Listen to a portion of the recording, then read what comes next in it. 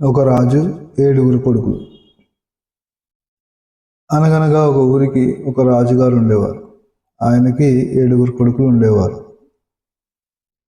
ఒకరోజు ఆ ఏడుగురు కొడుకులు చేపలు పట్టడానికి వెళ్ళారు. 7 చేపలు తెచ్చారు. ఆ తెచ్చిన చేపలని ఎండబెట్టారు. సాయంత్రానికి 6 చేపలు ఎండాయి, కానీ 7వ చేప ఎండలేదు.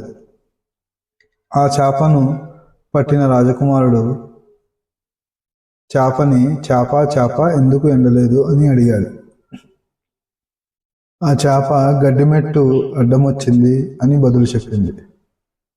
ఆ రాజకుమారుడు వెళ్ళి గడ్డిమెట్టుని, నా చేప ఎండకుండా ఎందుకు అడ్డం వచ్చావు అని అడిగాడు. గడ్డిమెట్టు అంది, ఈరోజు ఆవు నన్ను మేయడానికి రాలేదు అని. రాజకుమారుడు వెంటనే ఆవు దగ్గరికి వెళ్ళి, ఈరోజు నువ్వు గడ్డి ఎందుకు మేయలేదు అని అడిగాడు. నన్ను ఈరోజు పాలేరోడు తీసుకెళ్ళలేదు అని చెప్పింది. రాజకుమారుడు పాలేరోడిని అడిగాడు, ఎందుకు ఈరోజు ఆవును గడ్డి మేయడానికి తీసుకొని వెళ్ళలేదు? అప్పుడు పాలేరోడు ఇలా అన్నాడు, అమ్మ నాకు అన్నం పెట్టలేదు అని. అమ్మని అడిగితే అమ్మ అంది, అక్కడ పాప ఏడుస్తోంది. రాజకుమారుడు పాపని, పాప ఎందుకు ఏడుస్తున్నావు అని అడిగితే, పాప నన్ను చీమ కుట్టింది అని గుక్కలు పెడుతూ చెప్పింది.